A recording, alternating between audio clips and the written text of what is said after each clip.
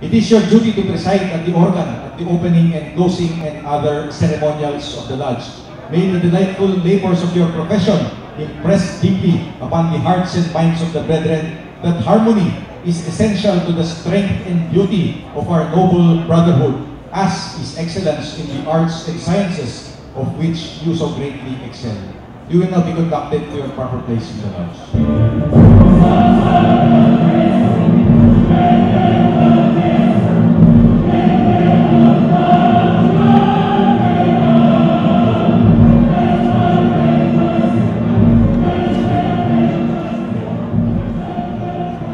Very worshipful brother, Master of Ceremonies, you will next present the brother who has been appointed Tyler of this lodge.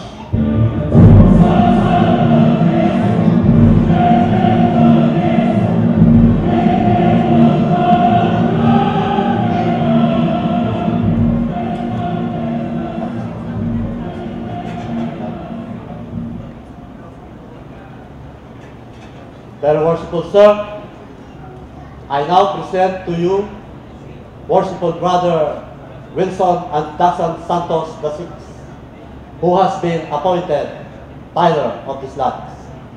Worshipful brother Wilson Santos VI, you have been appointed Tyler of this lodge, and you will now be invested with the jewel and implement of your office.